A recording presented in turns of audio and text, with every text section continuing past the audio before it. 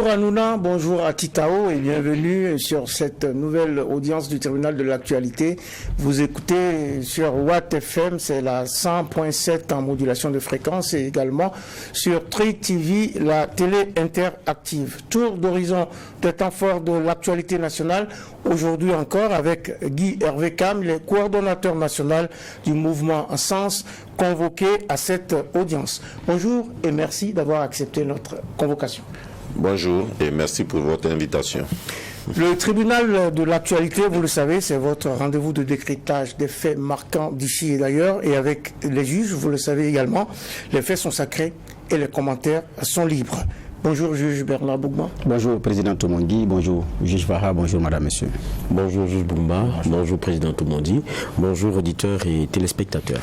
Bonjour à toutes, bonjour à tous. C'est parti pour cette quatrième audience du tribunal de l'actualité pour cette semaine, avec en prélude les avant-propos des juges.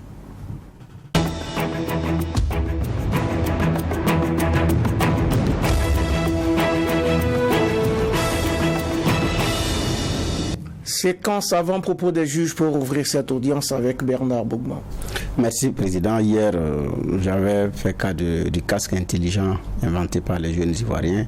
Aujourd'hui, c'est le jeune Burkinabé Alioune Ouedraoui également qui a mis au point un système de détection au niveau des pièces biométriques. Donc, c'est simple. Vous installez l'application sur un téléphone portable, vous entrez, vous utilisez seulement les éléments de scannage, que ce soit le QR code ou bien le code barre. Et si c'est authentique, ça se déclenche. Si ce ne l'est pas aussi, ça se déclenche. Donc, pour des personnes qui sont recherchées, même si c'est au niveau des mobile money, donc ceux qui font les transferts mobiles via le téléphone portable, à travers les réseaux de communication. Donc, il suffit également d'installer le système.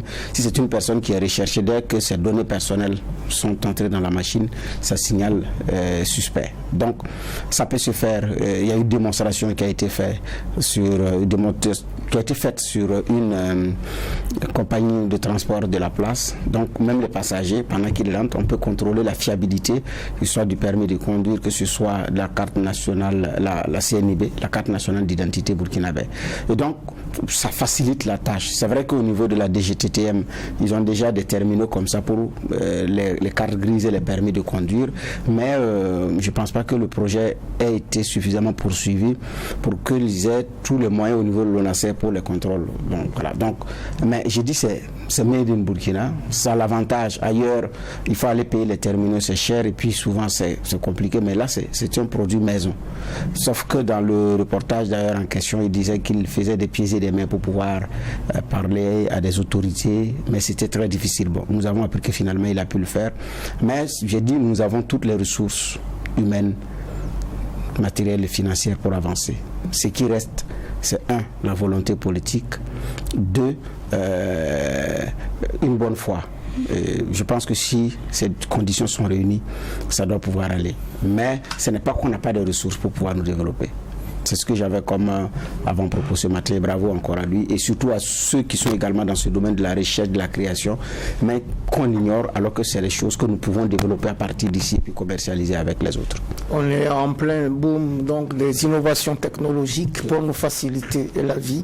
Il faut en tenir compte et encourager ces initiatives. Juge Geoffroy Barra, votre avant-propos du jour. Oui, merci président. Moi, mon avant-propos va concerner ce que la plupart des Burkinabés ont dû savoir depuis hier, de nouvelles taxes, voilà, des éléments à payer, on dira comme ça, sur les motos, les véhicules, les jeux de hasard, les boissons. Et cela a été donc annoncé parce que la Direction générale des impôts aussi avait sa 8e rentrée fiscale. Et donc c'est au-dessous de cela que donc on a eu ces éléments-là qui pour la plupart entrent, je pense, en ligne de compte, sont déjà entrés en ligne de compte. Je pense que la plupart des Burkinabés comprennent qu'on est dans un contexte où il y a un effort qui est demandé. Et le directeur général des impôts disait d'ailleurs qu'il faut compter sur ses propres forces. Et dans ce type de langage-là, il faut le comprendre quand vous êtes en matière de fiscalité, ça veut dire tout simplement que vous allez payer plus pour le consommateur final. C'est de ça qu'il s'agit. Maintenant, moi, quand je regarde, il y a forcément les Burkinabés qui savaient que d'une façon ou d'une autre, il va falloir faire un effort, faire un autre effort pour accompagner la guerre dans laquelle nous sommes. Mais je pense qu'on aurait pu avoir plus je ne parlerai pas de tact, mais une meilleure communication que celle-là, parce que c'est tombé comme un coup péré. Dans un contexte où je pense aussi que pour ce qui est des fonctionnaires, il y a une discussion sur les 1%. Je me demande comment ça va continuer, puisqu'ils sont tous assujettis à cela, hein, étant des consommateurs comme tout le monde. Et il y avait déjà dans l'argumentaire le double impact qu'ils mettaient en avant. Quand vous avez fini, en tant que consommateur final, de supporter tout ça, est-ce que de façon particulière, on peut vous imposer encore autre chose? Je pense que ça, c'est d'autres questions qui sont en train qui trottent dans ma tête depuis hier. Et puis, est-ce qu'on n'aurait pas pu avoir une communication plus intéressante que cela, au lieu que ça tombe comme ça, comme un coup péré? Je crois que c'est pas si mal ficelé, c'est pas si bien ficelé toute la façon dont ça a été donné au Burkinabé, mais c'est tombé. Pour la plupart, ça fait un peu bon, c'est décidé, on va s'y résoudre, comprenant que ce n'est pas facile, mais il faut faire un effort. Et je rappelle que lorsqu'on faisait le débat hier, on a quand même on a quand même un Burkina qui, en octobre dernier, a connu un taux d'inflation de 13%, le plus haut dans l'UEMOA, et jamais vu, même au Burkina, depuis 2008. Où, pour une fois, on avait atteint un taux d'inflation à 2%, à deux chiffres. À deux chiffres, oui. Donc, vous comprenez ce que ça veut dire? Avec ce qui vient d'arriver, je ne sais pas à quel niveau on sera encore. Mais on est dans un contexte qui est particulier. Et les Burkinabés savent qu'il faut faire des efforts. Oui, il faut faire des efforts. Il faut consentir. Quand on dit, et on s'assoit, on dit, il faut armer tout le monde. Oui, ça demande des moyens. Il faut le faire. Mais même dans cela, je pense qu'il y a la manière, il y a la façon d'accompagner avec une bonne communication. Et pour moi, c'est ce qui a manqué. Pas la décision, mais la façon de la faire venir. On aurait pu faire mieux. On aurait pu faire mieux en matière de communication pour amener les uns et les autres à comprendre les changements qui vont s'opérer dans leurs obligations vis-à-vis des impôts. De toute façon, je crois que les décisions sont prises. Il va falloir maintenant s'en imprégner et savoir à quoi s'en tenir pour y aller. C'est une séquence qui débouche sur une fenêtre et c'est parfois ainsi ici au tribunal de l'actualité. Le tribunal de l'actualité qui reçoit aujourd'hui pour vous Guy Hervé Cam, coordonnateur national du mouvement Sens. Il est à la barre des convoqués et avec lui, nous évoquons la situation socio-politique et sécuritaire du Burkina. C'est un sujet dans lequel on va rentrer tout à l'heure, mais avant, voici justement la fenêtre, après la séquence des avant-propos, voici la fenêtre des généralités, Bernard Bougman. Merci. Au niveau des partis politiques, les activités sont suspendues. Ça commence à être pesant pour certains partis politiques. Est-ce qu'à votre niveau, ça l'est également? Je ne pense pas. Pour la simple et bonne raison qu'à ma connaissance, il n'y a aucune décision administrative portant suspension des activités des partis politiques. Il me souvient que dans la première proclamation, il a été dit que les activités des partis politiques étaient suspendues, la Constitution était suspendue, ce qui pouvait se comprendre. Mais l'analyse, en tout cas juridique que je fais et notre interprétation au niveau du mouvement et au niveau de Ensemble pour le Faso est qu'il n'y a pas une décision administrative, puisque nous sommes dans un état de droit qui suspend les activités des partis politiques. Maintenant que les partis politiques ne mènent pas leur activité, il me semble qu'ils ne pourront donc s'en prendre qu'à eux-mêmes. Depuis que les institutions sont rentrées dans l'ordre, que le capitaine Ibrahim Traoré a prêté serment devant le Conseil constitutionnel, le Conseil constitutionnel a été remis en selle, il n'est pas possible, juridiquement en tout cas, de suspendre de façon générale les activités des partis politiques. Donc nous considérons que peut-être c'est une autosuspension, n'est-ce pas, des formations politiques, sinon rien n'interdit donc ces activités-là à notre avis. Pourtant, il y en a qui avaient programmé des bureaux politiques, des réunions de bureaux politiques nationaux, les fameux BPN des partis politiques, mais ils disent avoir été sommés de suspendre en attendant que la mesure soit levée. Ils connaissent les voies de droit. En tout cas, à mon avis, moi ce que je dis, c'est une analyse juridique. Maintenant, si un parti politique fait une analyse juridique qui le conduit à penser que les activités sont suspendues et qu'ils doivent demander l'autorisation, libre à lui. Mais il me semble quand même que dans ce pays-là, en tout cas pour les principaux partis, ils ont des juristes, ils ont des avocats. Bon, c'est leur interprétation n'engage que eux. En tout cas, moi, je me sens pas au niveau de mon groupe politique concerné par leur interprétation. Alors, mon autre question de généralité va concerner ce que le juge a dit en avant-propos pour la contribution à l'effort de guerre. Il y a une pression fiscale qui est en train de se lever avec les augmentations et puis de nouvelles taxes. C'est vrai qu'il y a des taxes qui n'étaient pas rentrées en vigueur. Par exemple, la taxe sur les véhicules à moteur, les motos électriques qui étaient concernés, mais n'étaient pas rentrées en vigueur. Voilà, donc à partir de cette année, c'est rentré en vigueur. Mais bon, il y a d'autres produits également qui ont été chèrement taxés. Qu'est-ce que vous en pensez ? Écoutez, moi je pense que c'est une très bonne chose, parce que l'État nous appartient, l'État c'est notre bien à nous tous, et c'est à nous tous de contribuer selon nos moyens, n'est-ce pas, au fonctionnement de l'État et aux besoins de l'État qui, comme l'a dit le juge Vara, aujourd'hui est très élevé. Et je pense que si nous demandons de l'aide à l'étranger, en général, ce sont les contributions de ces citoyens étrangers-là qui viennent nous aider. Si nous voulons affirmer notre souveraineté, eh bien, nous devons pouvoir prendre l'argent là où il se trouve. Je comprends parfaitement que la taxe sur les véhicules automobiles et les vélomoteurs n'était pas applicable sur les motos, ce que je comprends. Maintenant, c'est applicable, c'est tout à fait normal. Il faut savoir que ceux qui roulent à moto aujourd'hui dans notre pays sont des privilégiés par rapport à une certaine catégorie de la population qui peut-être n'est jamais montée sur une moto. Donc que par rapport à ça, on te prenne un peu pour l'État, il me semble que c'est tout à fait normal.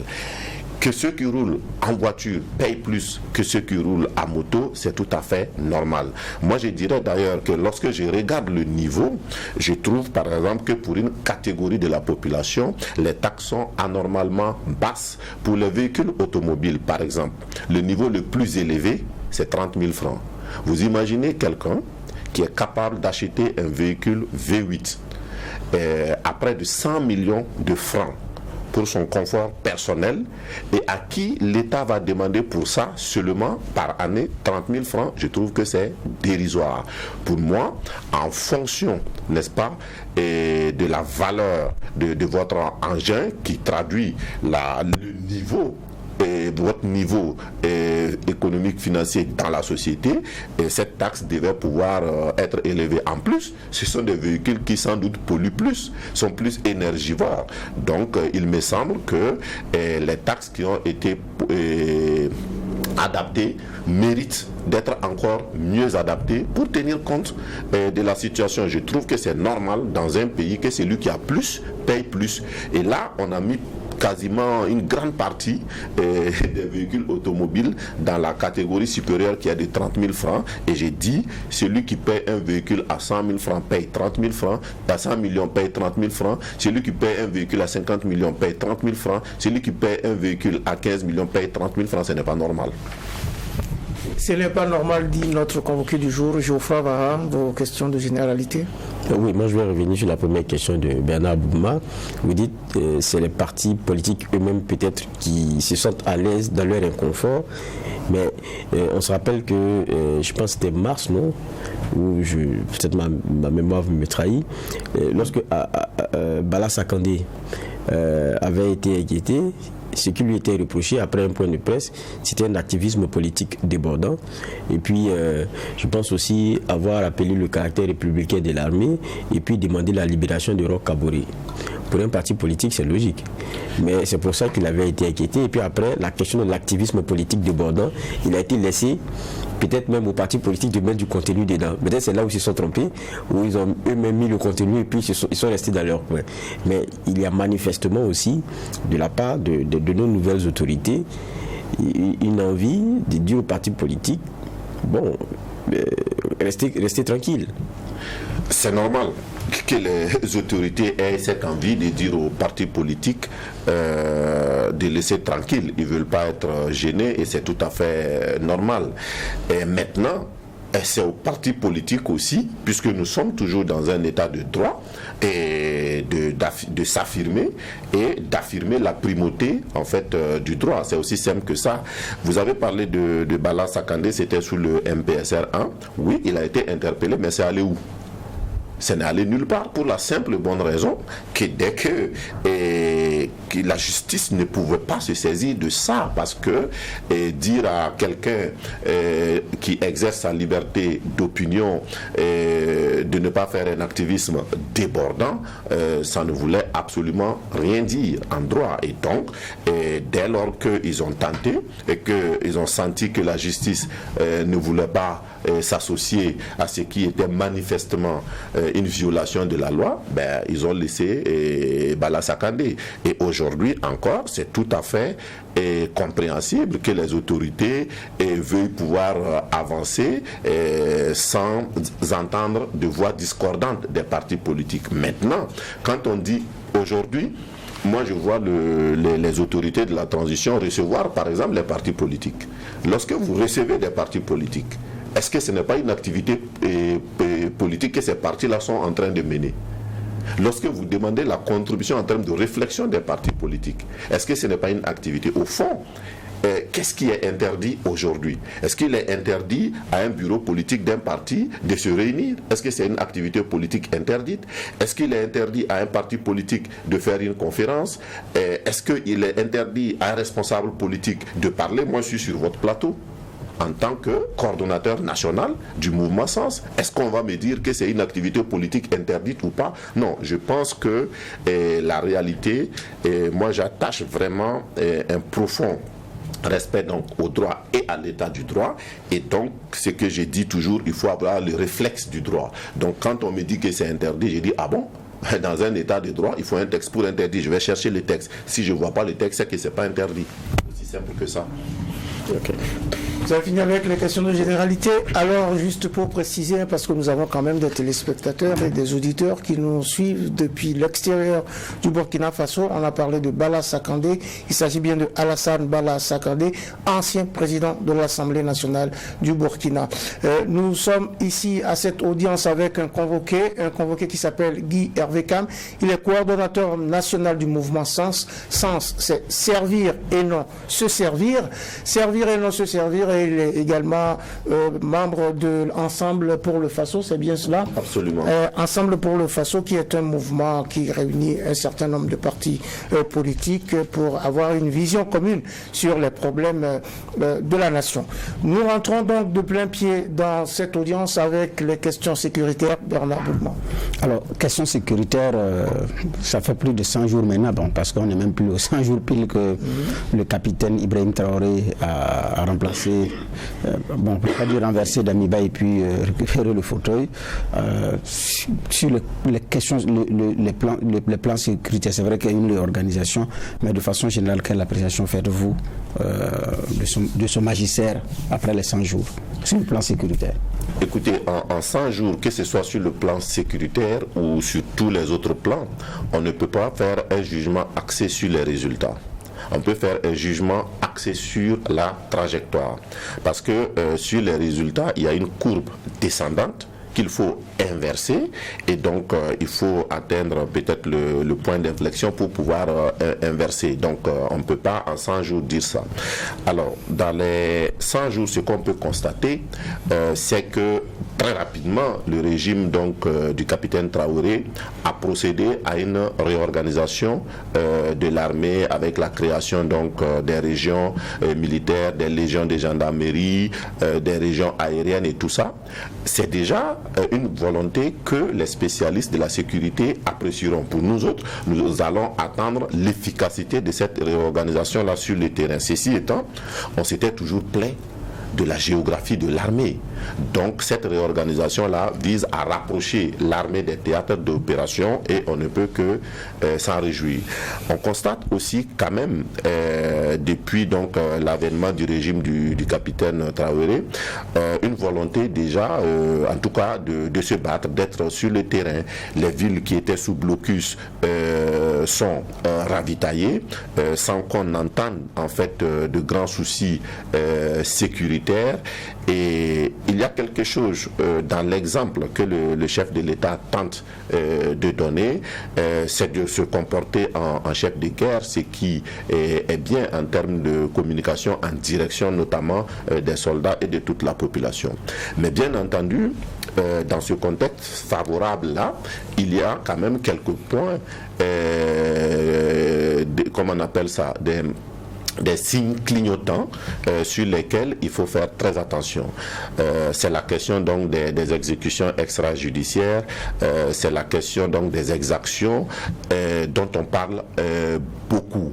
Et je pense que il faut trouver le moyen d'indexer cette question-là, de traiter en fait cette question-là, parce que tant que dans l'opinion on pensera donc qu'il y a des exécutions extrajudiciaires, qu'il y a des exactions, il sera très difficile de renforcer les liens entre les FDS, les VDP et toute la population. Or, ce lien-là est fondamental pour vaincre le terrorisme. Et une question importante aussi qui vient de ce problème-là, c'est la question de la cohésion nationale.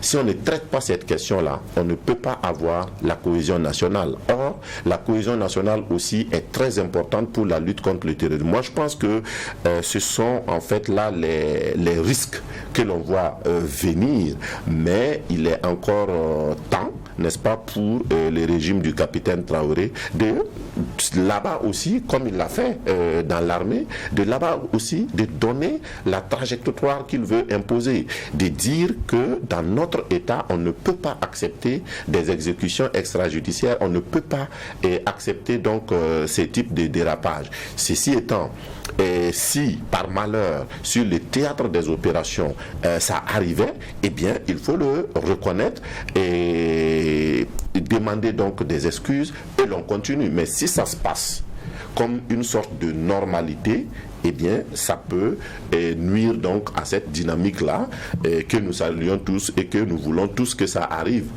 à bon terme, que ça nous amène à bon port. Oui, Bernard Bouma, cette question, vous savez, non, Geoffroy Varin. Oui, moi, dans la question des éléments qui sont permis, moi, je ne vais même pas aller jusqu'à ce qui se passe sur le théâtre des opérations. On reste dans la partie où on n'est pas avec la question du terrorisme et tout. Entre nous, on a l'impression que ça ne va pas aussi parce qu'il y a beaucoup d'éléments qui sont permis. Moi, je l'abordais il n'y a pas longtemps sur ce plateau-là. Sur un autre plateau, il était abordé la question des menaces à l'endroit de certains Burkinabés sur leurs idées, sur leurs opinions, des menaces ouvertes. On peut le consulter même sur les réseaux sociaux et tout. Et il y a beaucoup qui avaient l'impression de l'impuni, l'impression du permis, l'impression du laisser-aller.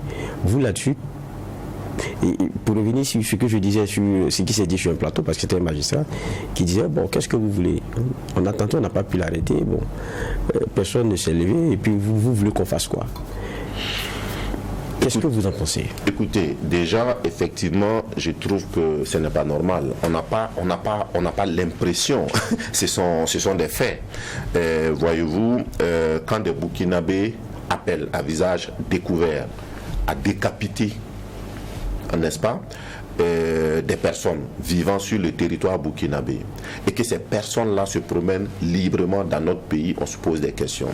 Quand des Burkinabés appellent à visage découvert à s'en prendre à des médias, à s'en prendre à des personnes pour leur opinion, nous disons c'est très dangereux, surtout que ces personnes-là continuent à vivre comme si, en fait, de rien n'était. Je pense aussi que un des problèmes est qu'on a l'impression que le régime du capitaine Traoré est un peu prisonnier, n'est-ce pas, de certains soutiens, dont le soutien va jusqu'à une sorte de fanatisme. On n'a plus le droit, n'est-ce pas, de critiquer, on n'a plus le droit de faire des observations.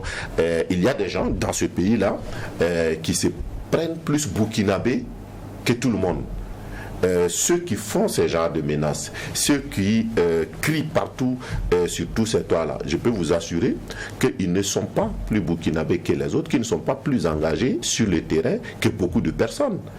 Et beaucoup de Burkinabés dans l'anonymat font beaucoup de choses pour vaincre cette question-là. Et aujourd'hui, qu'on le veuille ou non, on est dans un pays dirigé par le régime du MPSR-2 avec le capitaine Traoré.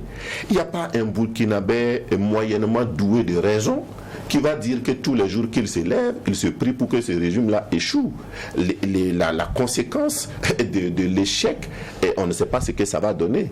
Par contre, si le régime réussi, qu'est-ce que cela voudra dire? Cela voudra dire que le régime a gagné la lutte contre le terrorisme. Cela voudra dire que le régime a pu nous sortir donc de la transition, et c'est tout en fait les Burkinabés qui gagnent. Ceci étant, pour que tous les Burkinabés gagnent, pour que le régime réussisse, on ne doit pas, n'est-ce pas, le laisser se tromper.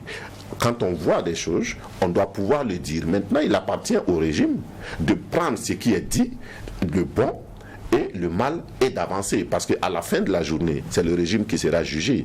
Mais que des Burkinabés s'arrogent le droit de dire qu'est-ce qu'on peut dire, qu'est-ce qu'on ne peut pas dire, c'est très dangereux. Et là, c'est le rôle de la justice. Pour rebondir sur la justice, j'ai entendu effectivement un magistrat dire qui doit prendre le risque pour régler. J'ai dit non, ce sont les juges. C'est pour ça que les Burkinabés se sont battus pour leur donner toutes les garanties d'indépendance. Et nous savons que dans l'exercice de leur profession, ils prennent des risques. C'est pour ça que nous avons permis qu'ils aient des indemnités de judicature.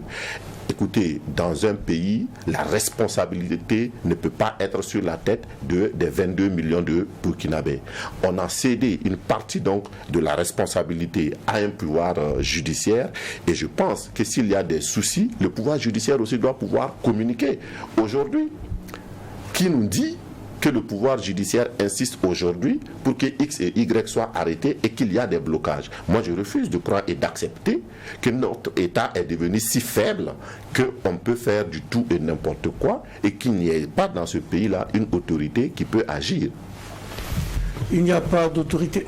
Oui, ben là, vous voulez intervenir sur les questions avant que vous l'interveniez, rappelons quand même à nos auditeurs que nous recevons aujourd'hui Guy Hervé Cam. Il est coordonnateur national du mouvement Sens servir et non se servir. Il est également membre de cet ensemble pour le Faso, un ensemble politique sur des questions phares. Oui, Bernard Bougman. Oui, alors sur les questions de la réponse sécuritaire, il y a plusieurs schémas qui sont envisagés.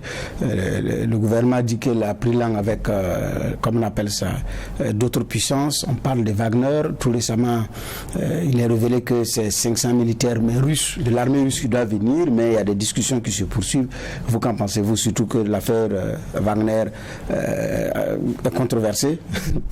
Voilà, donc... Écoutez, quand j'entends ça, moi je me pose des questions.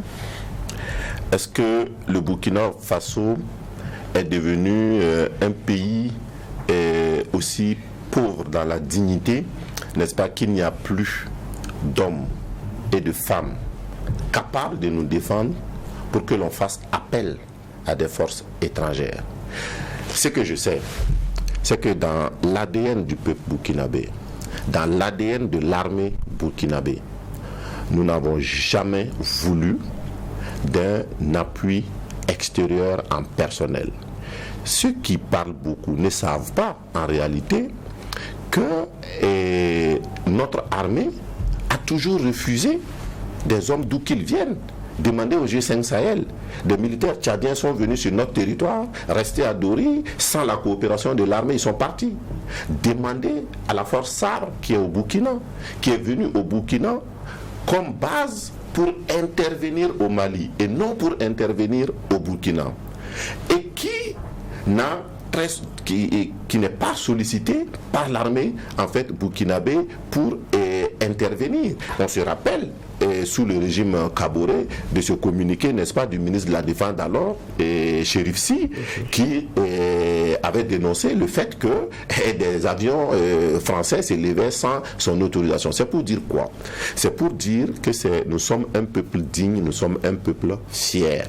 Maintenant, que l'on coopère avec des pays pour avoir ce que nous n'avons pas et de façon évidente, il semble que nous avons des problèmes en armement et en qualité d'armement. Maintenant, que l'on achète en France, en Russie, en Chine, au Japon, c'est tout à fait normal. Et pour faire la parenthèse, je sais qu'au niveau de nos forces armées, et sur les équipements, à majorité, ce sont des équipements déjà russes.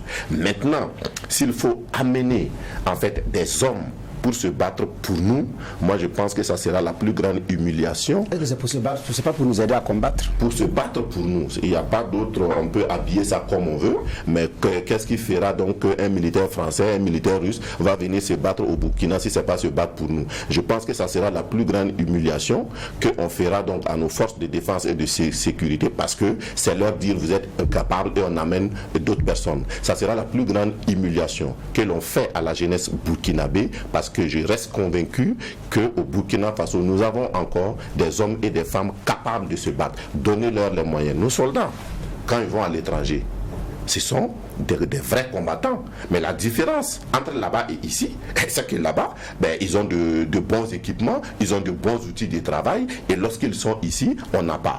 Donnons les meilleurs outils de travail à nos FDS, à nos VDP, et maintenant, voyons si ensemble, ils ne vont pas sortir le Burkina dans le pétrin qu'il est. Oui, est-ce que dans le sens de donner un coup de main, c'est quand même, c'est comme si vraiment on a courbé l'échine, parce que l'histoire nous enseigne que par moment, on a souvent besoin d'un plus petit que soi, et par moment aussi on a besoin d'un plus grand que soi. Non, en fonction de ce que les résultats atteignent quand au niveau des guerres mondiales, d'autres pays sont allés aider d'autres à combattre, mais après la guerre, chacun retourne chez lui. C'est très simple. Lorsque les États-Unis vont aider la France à combattre le nazisme à la Deuxième Guerre mondiale, la France avait plié l'échine. Elle ne pouvait pas ni têter l'appui de ses alliés, elle n'allait jamais vaincre l'Allemagne.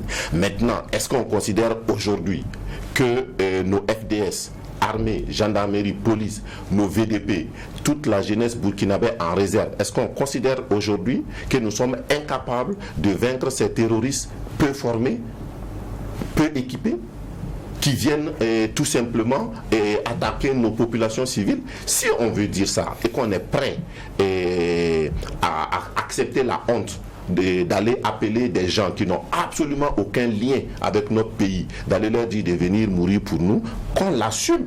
Mais personnellement, je pense que ça sera vraiment, je ne dirais pas une ingratitude, mais ça sera tout comme à ces FDS-là, parce que ça sera publiquement leur dire, vous ne valez rien, on va aller appeler d'autres personnes. En tout cas, moi, c'est comme ça que je vois la chose. Alors, tout à l'heure, Guy Vekam, vous avez indiqué que les soldats ont de belles performances à l'étranger parce qu'il y a de bons équipements et tout ça. Mais est-ce qu'à l'intérieur, c'est seulement une question d'équipement? Est-ce qu'il n'y a pas aussi une question d'organisation, tout simplement? Parce qu'on a évoqué un certain nombre de problèmes aussi liés à la hiérarchie militaire, liés à l'organisation du travail et à l'organisation sur le travail. Est-ce que c'est simplement une question d'équipement ou de qualité d'équipement? Non, je suis d'accord avec vous, mais si c'est un problème d'organisation, là encore, ça ne change pas ma position.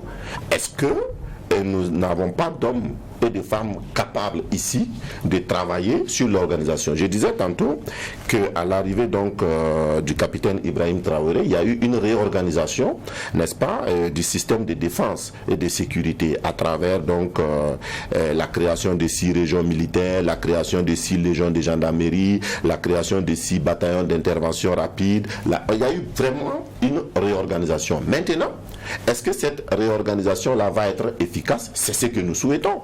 Mais si cela a été fait, nous avons la faiblesse de faire confiance et de penser et de souhaiter que ça va marcher.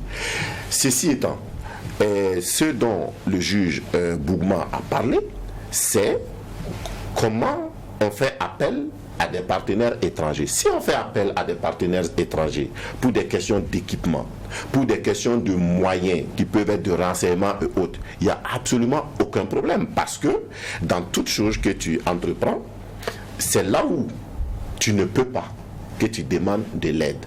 Ce que j'ai dit, si nous demandons des hommes pour venir se battre pour nous, ça veut dire que nous affirmons publiquement que nous sommes, nous, incapables de défendre notre pays, même si on nous en donnait les moyens. Là, moi, je refuse de penser que nos FDS sont incapables de nous défendre.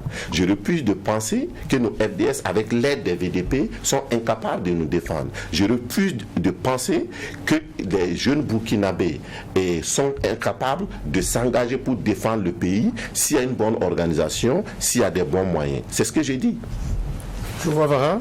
Oui, mais en même temps, quand on regarde, c'est qu'on a comme une impression, c'est qu'il y a une bonne partie de la rue qui réclame la Russie, mais pas que. Même quand on écoute derrière, même Wagner, il y en a qui le disent ouvertement, ça ne dérange pas.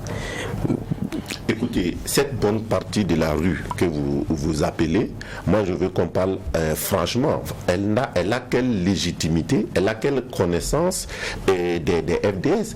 Il y a un effet de mode. Et quand on sort, on demande la Russie, on demande Wagner, on s'en fout, ainsi de suite. Mais j'ai dit, nous sommes en matière de défense. Moi, je considère que depuis les indépendances, le Burkina Faso est le seul pays, ou en tout cas un des rares pays, n'est-ce pas, du giron français, à avoir toujours refusé d'avoir une base militaire sur son sol.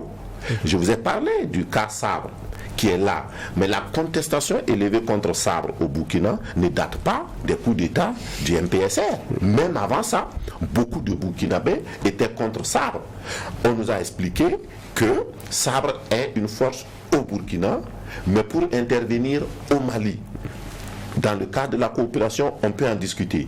Mais comment se fait-il qu'un peuple dont l'ADN est caractérisé par son engagement à se défendre au prix de la mort, comme le PM l'a dit, comme le président de la transition IB l'a dit, comment ce peuple-là peut accepter que certaines personnes, pour des raisons qu'on peut ignorer, considèrent que nous devons baisser notre culotte et aller appeler d'autres personnes pour venir nous défendre. Moi, je pense que ces personnes-là, probablement, ne comprennent pas l'enjeu de ce qu'ils disent. Peut-être que les gens pensent qu'en disant ça, on défend le régime, on défend... La question aujourd'hui n'est pas de défendre qui que ce soit. La question aujourd'hui est de défendre le Burkina, est de défendre nos valeurs. Et les valeurs du Burkina, ce sont des valeurs du patriotisme. Mettre la patrie avant sa personne.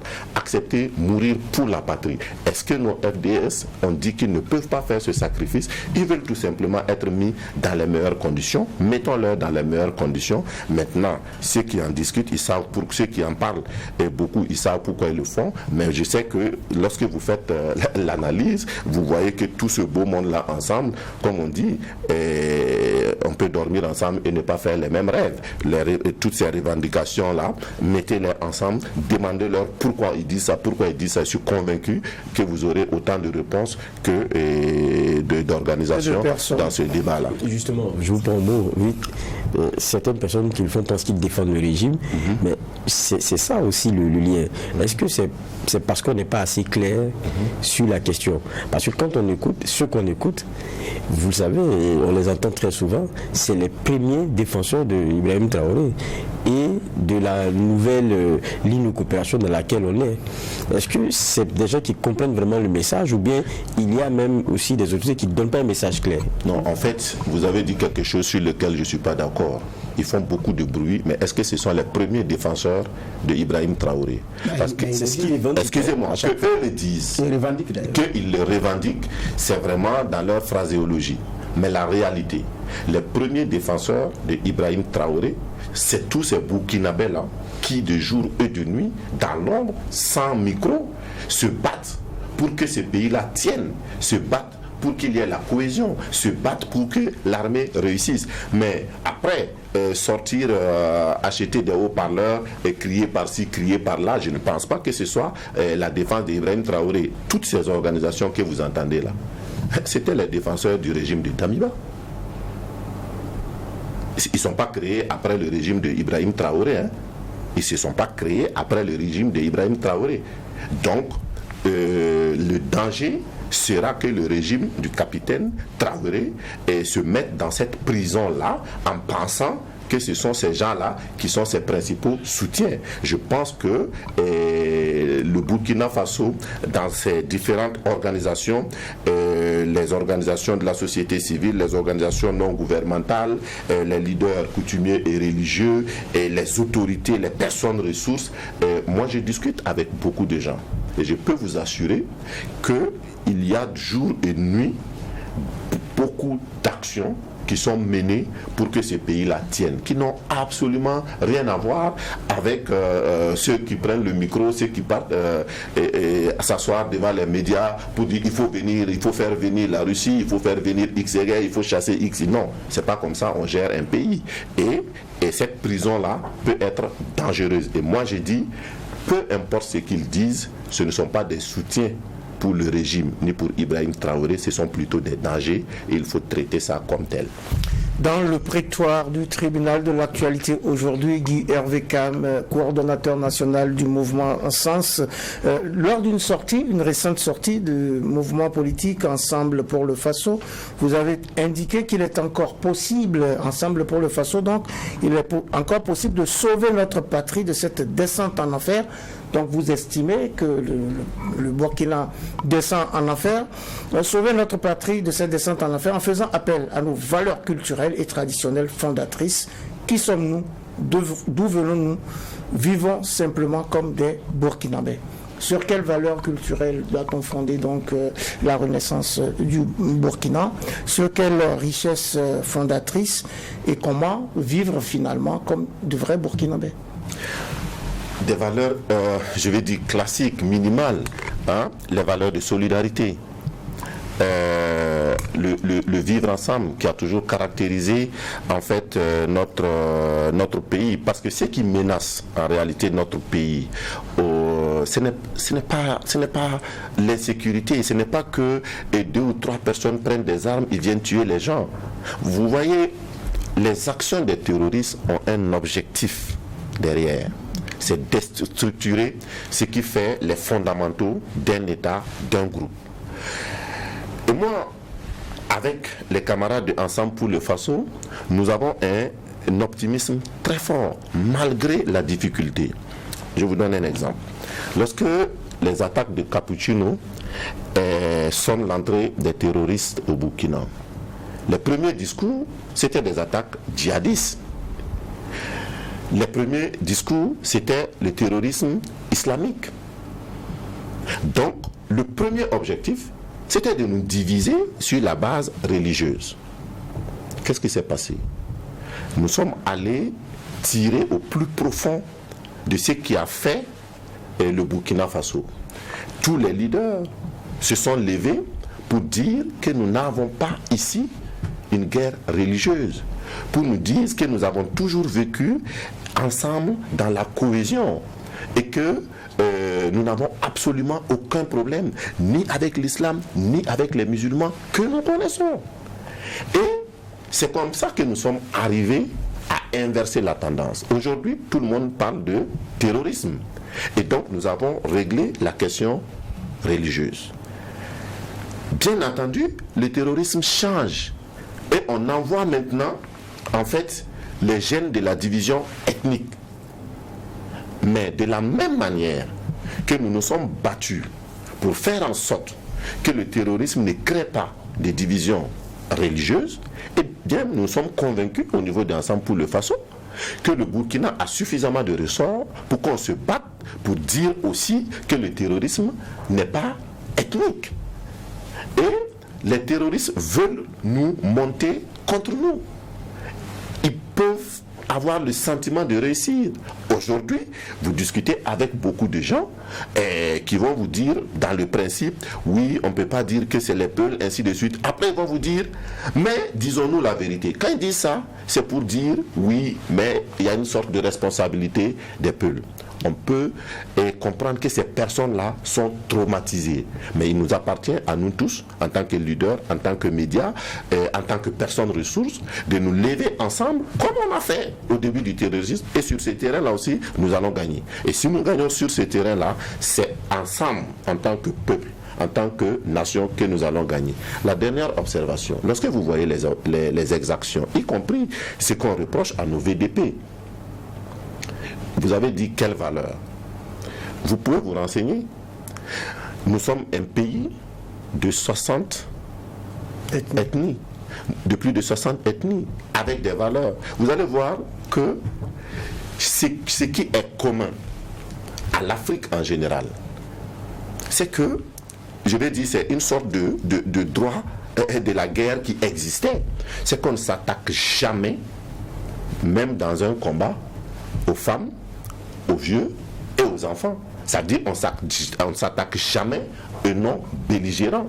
Qu'est-ce qui se fait donc qu'aujourd'hui dans notre pays, quand on veut réagir à des attaques terroristes, même si on suspecte quelqu'un, qu'est-ce qui fait donc qu'on part s'attaquer à une communauté avec des vieux, avec des enfants, avec des femmes? Ça veut dire qu'on a oublié nos valeurs. Si on appelle ces valeurs-là, on ne va plus jamais faire ça. C'est pour ça que nous disons que si on s'assoit sur le socle de ce qui constitue notre histoire, notre patrimoine, notre gène, on va s'en sortir. Et nous sommes confiants. Ça veut pas dire, c'est pas une confiance béate, mais c'est une confiance interpellative. Oui, je vois. Je pense que c'est la bonne tradition pour parler de Nouna. Quand on voit ce qui s'est passé à Nouna, et depuis, on a l'impression qu'il y a un genre de gêne pour l'aborder. Est-ce qu'il ne faut pas crever l'abcès? Est-ce que dire non, c'est sensible, faisons attention, ce n'est pas encore plus dangereux? Non. Il faut crever l'abcès. Lorsque vous avez une plaie, vous avez beau la bander, elle ne va pas guérir. Pour la guérir, il faut la soigner, il faut mettre de l'alcool, ça fait mal. Mais c'est après ça que ça va se guérir. Il y a véritablement une gêne. Je vais vous dire quelque chose. Hier, dans le rapport du Conseil des ministres, je vois qu'il y a une condamnation ferme de ce qui s'est passé en Engré. Il y a une interpellation du Conseil des ministres, du ministre de la Défense, de prendre les dispositions pour sanctionner ce qui s'est passé en Engré. Mais je n'ai pas vu cette fermeté-là par rapport à ce qui s'est passé à Nouna. Je ne vois pas cette fermeté-là avec les discours haineux. Non, je pense qu'on a un problème, il ne faut pas l'éviter. Il ne faut pas jouer à la politique de l'autruche. Il faut asseoir le problème, il faut exorciser le mal, il faut discuter. Le président, je pense que c'est dans son discours de fin d'année, a annoncé en fait une sorte de dialogue. Je pense que c'est une très bonne chose, ça doit venir très vite. Il ne doit pas avoir de sujet tabou, on doit pouvoir s'asseoir ensemble et parler sur les questions qui menacent notre sécurité, qui menacent notre vivre ensemble. Mais en attendant ça, je pense qu'il appartient au chef de l'État, garant de notre sécurité, garant de la cohésion nationale, de prendre la parole pour siffler en fait la fin de la récréation sur ces terrains-là. De la même manière qu'il a réorganisé l'armée, de la même manière qu'il a pris des mesures, de cette même manière, il doit annoncer une volonté claire, une volonté politique claire, non équivoque et ferme sur les questions de cohésion sociale et des dérives. Mais c'est vrai qu'on parle de Nouna. Dans la mémoire, on a eu Yirgou. C'est Après, quand vous regardez, vous dites, bon, après on vous dit non, on a ouvert une enquête, mais pour la victime, quand elle est toujours là et qu'elle voit non, il y a deux le choses. boulot qui est passé, Il y a deux choses. je finis. Je finis, j'ai dit je finis. Quand on a ce genre d'exaction-là, pour la victime, ce que vous dites c'est bien, mais on dit oui, il y a une enquête qui est ouverte, il y a ceci, il y a cela, il faut qu'on en parle, il faut qu'on dialogue, mais chaque matin, celui qui est passé là, vous le voyez impunément passer devant chez vous. C'est pour ça que j'ai dit. Comment on fait? C'est pour ça que j'ai dit qu'il y a deux choses. Vous savez, la justice a des règles. La justice est gérée par des hommes. Souvent, le problème peut être dû aux règles. Souvent, le problème peut être dû aux hommes. Mais en tout état de cause, le temps de la justice n'est pas généralement en fait le temps qu'on en attend. C'est ça aussi la réalité de notre système judiciaire qu'il va falloir refonder aussi pour adapter à nos réalités, parce que c'est un produit d'importation, n'est-ce pas? Et au départ, pour une population déterminée, ce qu'on appelait les assimilés, qui finalement a été imposé à tout le monde. Donc il faut régler ça.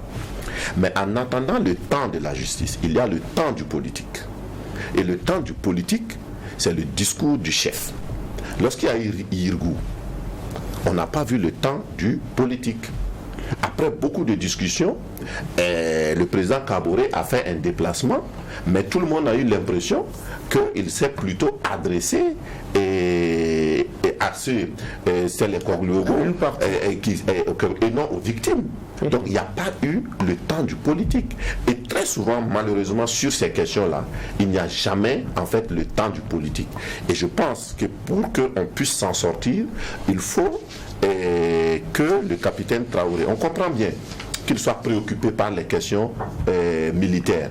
Mais quand il va finir de nettoyer le pays des terroristes, il faut bien qu'il y ait un peuple qui puisse vivre dans la cohésion. Donc il faut maintenir ça, et pour maintenir ça, il y a le temps du politique, il y a le verbe du politique, il y a la volonté politique, il y a la ligne politique qu'il faut que lui, il trace sur ces questions-là. Et ça soulage.